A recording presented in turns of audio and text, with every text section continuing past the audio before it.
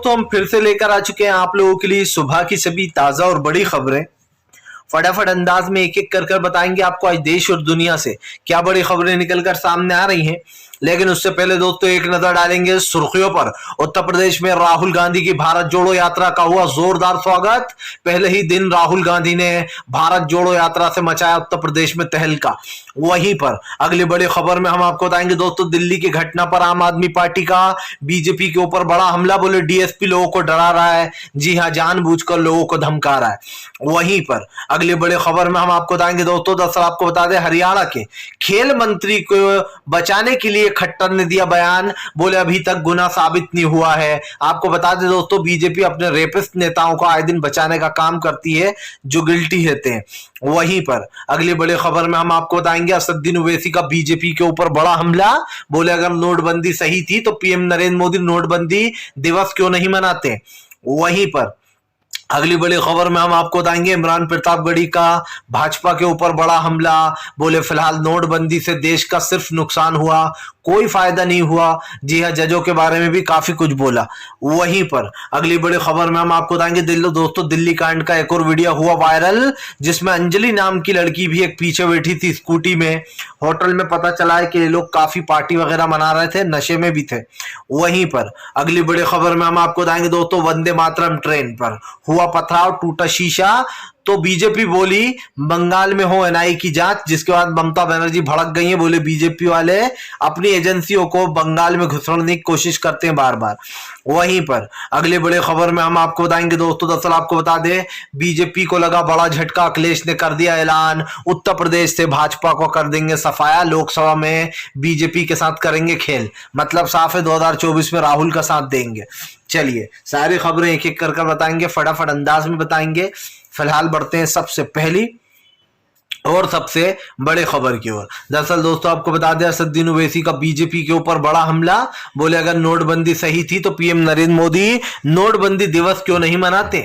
ओवैसी ने बीजेपी के ऊपर हमला बोलते हुए कहा कि प्रधानमंत्री कहते हैं कि नोटबंदी सही थी। सुप्रीम कोर्ट का इससे पहले का उन्होंने जजमेंट भी बताया। ओवैसी ने कहा कि मैं इस जजमेंट को गलत मानता हूं और मैं इस जजमेंट का समर्थन नहीं करता। असदुद्दीन ओवैसी ने कहा कि नोटबंदी को किसी भी तरीके से सही नहीं ठहराया जा सकता। इससे देश के काफी बुरे हालात हो गए थे। न सिर्फ दोस्तों देश की अर्थव्यवस्था बल्कि आज देश की आर्थिक व्यवस्था भी बिगड़ी हुई है। आज देश में बेरोजगारी चरम पर है। महंगाई, गरीबी, बेरोजगारी बढ़ने का सबसे बड़ा कारण ही नोटबंदी है। आप समझिए ये चीजें कई चीजों से जुड़ी हैं। ओवैसी ने कहा कि नोटबंदी का सबसे पहला असर तो गरीब लोगों पर पड़ा, जिन लोगों ने अपने बच्चों की शादी के लिए जो भी कुछ पैसा जोड़कर रखा था।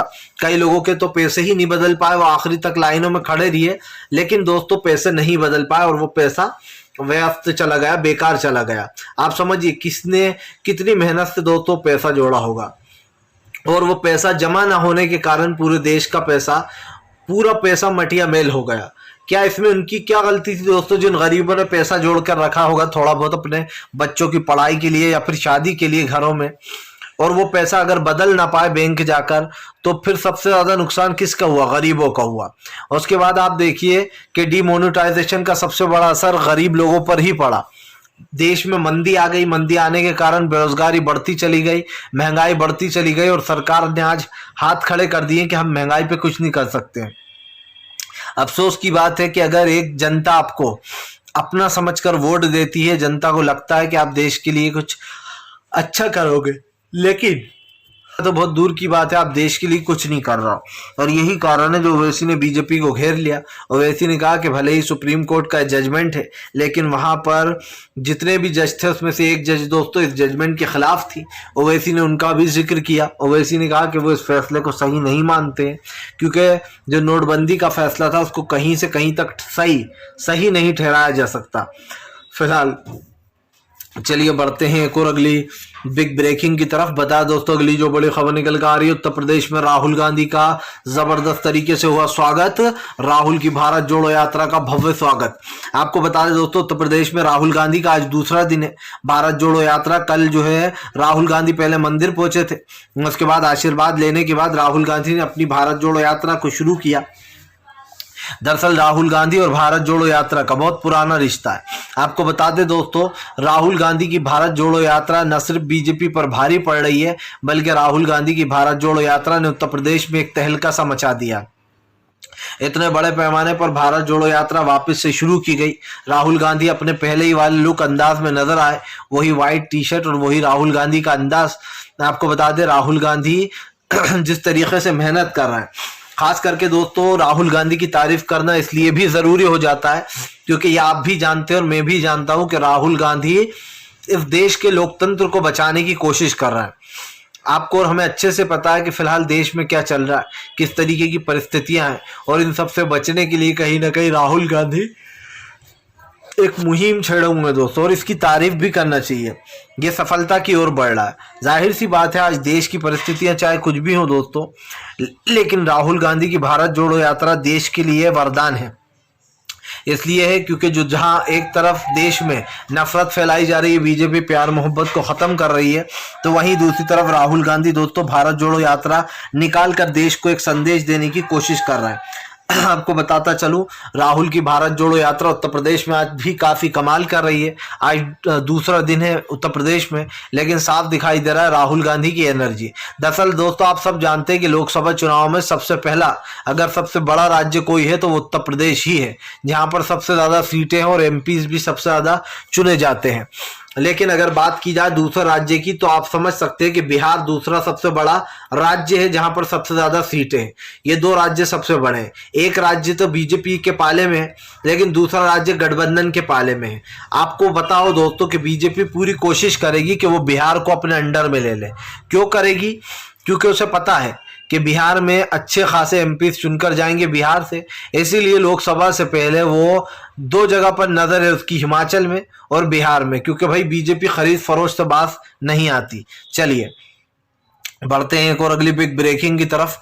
बता दोस्तों अगली जो बड़ी खबर निकल कर आ रही है, आपको बता दोस्तों दिल्ली कांड में आम आदमी पार्टी का बीजेपी के ऊपर बड़ा हमला। बोले फिलहाल जानबूझ के आरोपियों को बचाने की कोशिश कर रही है मोदी सरकार। आपको बताते चले दोस्तों, दिल्ली के एलजी पर जमकर बरसते हुए नजर आए सौरभ भारद्वाज। उनका कहना है कि फिलहाल डीएसपी ने पत्रकारों को धमकी दी और डीएसपी ने कहा कि आप लोग जो ट्वीट कर रहे हैं कि इस लड़की के साथ रेप जैसी घटनाएं भी हो सकती है, हुई हो, उसको लेकर काफी बवाल मचा। आपको बताते चले दोस्तों, इस घटना के ऊपर काफी कुछ टिप्पणियां दी जा रही हैं, लेकिन सबसे बड़ा सवाल ये है दोस्तों कि फिलहाल अभी सरकार की जो सोच है या फिर जो नियत है उस पर लोगों को डाउट हो रहा है। क्योंकि जाहिर सी बात है, जिन लोगों को सजा मिलना चाहिए उनके ऊपर काफी देर से एफआईआर दर्ज की गई। इसको लेकर सौरभ भारद्वाज ने यह भी कहा कि जिन पत्रकारों ने सच्चाई लिखने की कोशिश की, सच बताने की कोशिश की, उन लोगों को डरा दिया, धमका दिया गया और ये कहा गया कि आप लोग ऐसा कैसे लिख सकते हो, आपको हम जेल में भेज देंगे। जिसके बाद आम आदमी पार्टी ने कहा कि बीजेपी लोगों को डरा धमका रही है, वो केस की सारी सच्चाई सामने नहीं आने देना चाह रही है। आपको बताया दोस्तों, इसी मामले का एक नया वीडियो भी वायरल हुआ है जिसमें अंजलि जो है वो घर से बैठकर अपनी दोस्त के साथ जाती है, लेकिन आते समय उसकी दोस्त उसकी स्कूटी पर नहीं होती। तो ये मामला भी उठाया जा रहा है। मतलब साफ है दोस्तों कि फिलहाल मरने से पहले लड़की वो जिंदा थी, उसके बाद उस लड़की को जो भी घसीटा वसीटा गया, मारा गया, वो काफ़ी गलत तरीके से हुआ है और इस चीज़ को भुलाया नहीं जा सकता कि ये घटना बहुत ही दिल दहला देने वाली है, दर्दनाक भी है। लेकिन इस चीज़ के ऊपर आम आदमी पार्टी ने एक्शन लिया और साफ कहा कि फिलहाल बीजेपी जब तक इंसाफ नहीं देगी तब तक आवाज़ उठाते रहेंगे। आम आदमी पार्टी ने एलजी को हटाने की मांग की और डीएसपी को भी हटाया जाए उसके पद से। जी हाँ, जो डीएसपी लोगों को धमकियां दे रहा है उनको हटाने की भी मांग कर दी है सौरभ भारद्वाज ने। चलिए बढ़ते हैं एक और अगली बिग ब्रेकिंग की तरफ। बता दोस्तों अगली जो बड़ी खबर निकल कर आ रही है, आपको बता दें इमरान प्रतापगढ़ी का बीजेपी के ऊपर बड़ा हमला। बोले नोटबंदी के क्या फायदे थे, सुप्रीम कोर्ट बताए हमें। दरअसल दोस्तों आपको बता दें, नोटबंदी के ऊपर सुप्रीम कोर्ट ने बाकायदा हरी झंडी दे दी मोदी सरकार को, सही साबित कर दिया, मतलब कि उनको क्लीन चिट दे दी है। लेकिन दोस्तों नोटबंदी से देश का क्या हाल हुआ था ये आपने, मैंने और सबने देखा। अफसोस की बात यह है कि जब कानून ऐसे फैसले देने लगता है तो इंसान का विश्वास कानून पर से उठने लगता है, डगमगाने लगता है। और इस बात को बोलने में दोस्तों कोई संकोच नहीं होना चाहिए कि कानून पर से लोगों का विश्वास हिलने लगता है, डोलने लगता है कि ये कैसा फैसला दिया है। दरअसल आपको बता दें, जजों की बेंच में से सिर्फ एक महिला जज ऐसी थी जिन्होंने नोटबंदी के फैसले को असंवैधानिक करार दे दिया और इसको लोकतंत्र के खिलाफ बता दिया कि रातों रात नोटबंदी करना कहीं से कहीं तक सही फैसला नहीं था। आपको बताता चलूं दोस्तों, जब जजों ने ये कहा कि नोटबंदी जैसा फैसला जो है सरकार ने सही लिया है, अब इमरान प्रतापगढ़ी ने सरकार के ऊपर सवाल उठाए। इमरान प्रतापगढ़ी ने कहा कि फिलहाल पहले बीजेपी की सरकार ये बताए कि नोटबंदी के फायदे क्या हुए। आपने डिमोनेटाइजेशन तो कर दिया, लेकिन अफसोस की बात यह है दोस्तों कि फिलहाल यहाँ पर फैसले कौन से लिए गए थे, क्या ऐसी बड़ी चीजें हुई जो इस चीज को इतना बड़ा चढ़ाकर बताया गया कि नोटबंदी में ये होगा वो होगा, लेकिन ऐसा कुछ हुआ नहीं।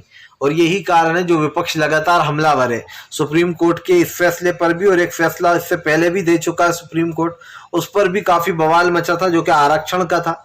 उस पर भी कोर्ट ने कह दिया था कि बस जो यहाँ पर आरक्षण 10% मिलेगा, जिसके बाद जमकर हंगामा हुआ था। वो फैसला भी सुप्रीम कोर्ट ने ही दिया था, वो भी सरकार के हक में ही था। तो फिर सवाल क्यों ना उठे कि भाई सरकार के हक में सारे फैसले कैसे जाते हैं। आप समझिए, एनआरसी का बिल आज तक पड़ा हुआ है, उसको सुप्रीम कोर्ट ने रद्द तक नहीं किया। तब आप खुद सोच सकते हैं कि जिसकी सरकार है दोस्तों, कहते हैं ना जिसकी लाठी उसी की भैंस, ऐसे ही दोस्तों चाहे वो कोर्ट हो या फिर जितनी भी सरकारी संस्थाएं, सब पर एक तरीके से दबाव डाला जा रहा है ताकि इन सब संस्थाओं को अपने इशारों पर नचाया जा सके। और ये आप भी अच्छे से जानते हो कि ये किस तरीके से करती है मोदी सरकार। लोगों का माइंड बदलना या फिर लोगों का दोस्तों दिमाग चेंज करना, ये बीजेपी के बाएं हाथ का खेल है। हालांकि इस चीज़ के ऊपर काफ़ी सवाल भी उठे, बार बार उठे हैं, लेकिन शायद डिमोनेटाइजेशन को लेकर सरकार के पास कोई जवाब नहीं था। उसने सुप्रीम कोर्ट का दरवाज़ा भी खटखटाया और उसको वहाँ से मिल गई क्लीन चिट। ये तो हमें खैर पहले ही पता था कि फैसला यही आने वाला है, क्योंकि दोस्तों मोदी सरकार इतना बड़ा, आप समझिए, इतना बड़ा जोखिम उधार नहीं लेगी कि उसके ऊपर ये इल्ज़ाम लग जाए कि हाँ नोटबंदी एक गलत फैसला था। इसीलिए मोदी सरकार बड़ी ही चालाकी से बची हुई है इन चीज़ों से। चलिए बढ़ते हैं एक और अगली फटाफट खबर की ओर। आपको बता दो दोस्तों, अगली जो बड़ी खबर निकल कर आ रही है, आपको बता दे दोस्तों, भारतीय जनता पार्टी के ऊपर जमकर गरजी ममता बनर्जी। बोले फिलहाल जानबूझकर सरकारी संस्थाओं को उत्तर प्रदेश में बंगाल में घुसाया जा रहा है। दरअसल दोस्तों आपको बता दें, अभी 3 दिन पहले वंदे मातरम ट्रेन का प्रधानमंत्री नरेंद्र मोदी ने अनावरण किया था और उस ट्रेन को हरी झंडी दिखाई थी। आपको बताते चले, ट्रेन को हरी झंडी दिखाने के बाद ट्रेन दौड़ने लगी थी बंगाल में, लेकिन बताया जा रहा है कल बीती रात उसके ऊपर हमला किया गया। हमले के बाद ट्रेन के कांच जो है वो चटक गया है। आपको बताते चले दोस्तों, बीजेपी के नेताओं ने एनआई की मांग की है कि फिलहाल बंगाल में एनआई टीम भेजी जाए और इसकी तफ्तीश हो कि किसने ट्रेन को तोड़फोड़ की है। दरअसल दोस्तों आपको बता दें कि जिस तरीके की चीज़ें हो रही हैं, और ख़ास करके अब ये लगता है कि भारतीय जनता पार्टी की जो चालें हैं ना वो सबके सामने आ रही हैं, क्योंकि अचानक से ट्रेन में पत्थरबाजी पड़ जाती है और कांच टूट जाता है, जिसको लेकर ममता बनर्जी ने बीजेपी को घेर लिया। ममता बनर्जी ने कहा कि जानबूझ के इस मुद्दे को बड़ा बनाया जा रहा है ताकि यहाँ पर बंगाल में एजेंसियों को घुसा सके। जाहिर सी बात है दोस्तों, एजेंसियों पर बीजेपी और एजेंसी पर हमेशा से ही सवाल उठते रहे और ये उठते रहे कि बीजेपी जानबूझकर एजेंसियों का दुरुपयोग करती है अपने फ़ायदे के लिए। अब ऐसे में दोस्तों इस एजेंसी के खिलाफ भी कहीं ना कहीं मुहिम छिड़ गई है, लोगों में गुस्सा देखने को मिल रहा है। मतलब साफ है दोस्तों, देश की स्थितियां बिगड़ चुकी हैं। आज जो हो रहा है उसका तो हम कह नहीं सकते, लेकिन एक चीज़ ज़रूर कह सकते हैं दोस्तों कि फ़िलहाल इस वक्त इन सारे मुद्दों से हटकर कहीं ना कहीं एक चीज़ सामने आई है निकल कर, वो ये है कि सरकार की नीतियाँ दोस्तों बड़ी ही ख़राब है, क्योंकि ना आपको समझ में आएंगी ना मेरे समझ में आएंगी। और सरकार की नीतियाँ वाकई में ही दोस्तों दिमाग से बाहर जा रही हैं। एक तरफ तो आप जनता को संभालने की बात करते हो, दूसरी तरफ आप नोटबंदी जैसे गलत फैसले ले लेते हो। चलिए बढ़ते हैं एक और अगली बिग ब्रेकिंग की तरफ। बता दोस्तों अगली जो बड़ी खबर निकल कर आ रही है, आपको बता दें दोस्तों, हरियाणा के खेल मंत्री संदीप सिंह के ऊपर लगे छेड़छाड़ के आरोप तो बचाने आ गई बीजेपी। जी हाँ, दरअसल दोस्तों आप समझिए, हरियाणा के खेल मंत्री संदीप सिंह के ऊपर छेड़खानी का आरोप लगा है, और ये आरोप किसी और ने नहीं लगाया दोस्तों, बल्कि वहीं की महिला कोच ने लगाया, महिला जूनियर कोच। लेकिन उसके बावजूद भी दोस्तों बीजेपी संदीप चौधरी को बचाने के लिए उतर चुकी है। आपको बताते चले एक वो किया गया है ट्वीट जहां पर ये बताया गया है, सॉरी खट्टर जो है उन्होंने ये कहा कि फिलहाल अभी उनके ऊपर यानी कि हरियाणा के जो खेल मंत्री है संदीप सिंह, अभी उनके ऊपर कोई भी आरोप सिद्ध नहीं हुआ। उन्होंने कहा जब तक कोई आरोप सिद्ध नहीं होगा तब तक इन्होंने कोई जुर्म नहीं किया है। तो एक बात साफ हो जाती है दोस्तों कि भारतीय जनता पार्टी पूरी तरीके से अपना ईमान बेच चुकी है। और वो कैसे बच चुकी है ये आपके सामने है कि आप एक ऐसे व्यक्ति को बचाने की कोशिश कर रहा हो जिसने महिला के साथ छेड़खानी की है, और अगर इसकी जगह कोई मुस्लिम होता तो आप ना सज़ा सुना ना उसका गुनाह सुनते ना कुछ और बात सुनते, डायरेक्ट उसके ऊपर इल्ज़ाम लगा देते कि ये इसने ऐसा किया होगा। लेकिन जब खुद का नेता है, बीजेपी का नेता है, तो बंदे को बचाने की कोशिश हो रही है। आप समझिए, प्यार मोहब्बत निभाया जा रहा है, ये बताने की कोशिश हो रही है कि हमारा बंदा तो बिल्कुल एकदम गाय की तरह है और उसने ऐसा कुछ नहीं किया है। लेकिन जनता भी देख रही है कि सरकार की जो खुद के लोगों के ऊपर बात आती है तो सरकार उन्हें बचा लेती है। और ये बात आप भी अच्छे से जानते हैं और मैं भी अच्छे से जानता हूँ कि फिलहाल उसको क्यों बचाया जा रहा है। फिलहाल चलिए बढ़ते हैं एक और अगली बिग ब्रेकिंग की तरफ। बता दोस्तों अगली जो बड़ी खबर निकल कर आ रही है, आपको बता दें दोस्तों, राम मंदिर के पुजारी का मिला राहुल गांधी को आशीर्वाद, बोले आप जिस कार्य में निकले हो उसमें सफल हो। जी हाँ, सत्येंद्र दास रामचंद्र हैं दोस्तों। ये आपको बताते चले दोस्तों, अयोध्या के एक तरीके से मंदिर के, अयोध्या मंदिर के जो है दोस्तों ये पुजारी हैं, और इन्होंने राहुल गांधी की यात्रा को देखकर एक ट्वीट भी कर दिया। दरअसल राहुल गांधी की भारत जोड़ो यात्रा को सभी पसंद कर रहे हैं। ऐसे में आपको बता दें, जो अयोध्या के पुजारी जी हैं उन्होंने राहुल की तारीफ करते हुए लिखा कि तुम बहुत अच्छा काम कर रहा हो। मैं ऊपर वाले से कामना करता हूँ कि जो तुम भारत को जोड़ने निकले हो जोड़ के ही आओ, और जो है तुम्हें ढेर सारा सफलता मिले। अब आप समझिए दोस्तों, ये भी तो पुजारी हैं, ये भी तो हिंदू है, लेकिन प्यार की भाषा देखिए आप इनकी, कितने प्यार से बात कर रहा है और लोगों तक ये सच और प्यार पहुंचाने की कोशिश कर रहा है। अफसोस की बात ये है दोस्तों कि फिलहाल आज जो हो रहा है उसकी जिम्मेदार भी आप ही हो। और अब ये कहना गलत नहीं होगा कि फिलहाल जल्द से जल्द इस चीज़ को क्लियर करना चाहिए सरकार को कि आखिरकार उसका रुख है क्या, क्योंकि केंद्र सरकार के ऊपर हमेशा सवाल उठते रहे हैं और सरकार हमेशा भागती रही है सवालों से। अब तो जो है यहाँ पर हर कोई सवाल से भागता है, बीजेपी का नेता हो छोटे से छोटा या बीजेपी का बड़े से बड़ा सीएम या मंत्री, दोस्तों हर कोई बीजेपी से अपना पीछे छुड़ाने की कोशिश कर रहा है। चलिए बढ़ते हैं एक और अगली बिग ब्रेकिंग की तरफ। बता दोस्तों अगली जो बड़ी खबर निकल कर आ रही है, आपको बता दोस्तों, अखिलेश यादव ने दिया राहुल गांधी का साथ, बोले भारत जोड़ो यात्रा राहुल गांधी का सही कदम। दरअसल आपको बता दें दोस्तों, भारत जोड़ो यात्रा में अखिलेश भले ही शामिल नहीं हुए, लेकिन अखिलेश की टीम से काफ़ी लोग शामिल होंगे। आपको बताते चले अखिलेश यादव ने भी भारत जोड़ो यात्रा की तारीफ की है। इतना जो सपोर्ट मिल रहा है खास करके राहुल गांधी को जनता भी दे रही है और राजनेता भी दे रहे हैं, क्योंकि सबको पता है कि राहुल गांधी काम अच्छा कर रहा है। और सबसे बड़ी बात यह है दोस्तों कि जिस राहुल गांधी की छवि बीजेपी ने ऑलमोस्ट ख़त्म कर ही दी थी, अचानक से आप समझिए एक भारत जोड़ो यात्रा आती है और राहुल गांधी रातों रात पॉपुलर हो जाते हैं। जिस तरीके से राहुल के वीडियो फोटोज़ दोस्तों सोशल मीडिया पर वायरल हो रही हैं, इसको देखकर ये कहना गलत नहीं होगा कि फिलहाल अब सरकार को सुधर जाना चाहिए, क्योंकि सरकार की नीतियों के ऊपर अब जनता का गुस्सा फूटने वाला है। और ये गुस्सा ऐसा वैसा नहीं दोस्तों, बल्कि देश की जनता जो है वो अब इस सरकार को छोड़ेगी नहीं। मतलब साफ है, बीजेपी का सफाया, और वो भी दोस्तों 1 से 1.5 घंटे में। मतलब साफ है कि बीजेपी को राहुल गांधी की भारत जोड़ो यात्रा भारी पड़ रही है, और इस वक्त राहुल की भारत जोड़ो यात्रा से बीजेपी डरी हुई है। उत्तर प्रदेश में आप भी जानते हैं कि बीजेपी जानबूझकर जब वोटिंग का समय आता है, मेन वोटिंग का, तो वहां पर बीजेपी और दूसरे विपक्ष में लड़ाइयाँ ज़रूर होती हैं। और ये वोटिंग के दौरान भी देखा गया है कि बीजेपी सरकारें कैसे बनाती है। इसलिए कहना गलत नहीं होगा कि हो सकता है उत्तर प्रदेश की जनता अब सत्ता बदलने का मन बना रही है। मतलब है कि जनता को ऐसी सरकार नहीं चाहिए जो देश में सिर्फ नफरतबाजी करे, प्यार को ख़त्म कर दे और दोस्तों भाईचारे का पूरी तरीके से बैंड बजा दे। वीडियो अच्छा लगे तो लाइक करिए, चैनल पर पहली बार आए सब्सक्राइब करिए, ताकि आगे भी आपको ऐसी वीडियोस मिलती रहे और आप दोस्तों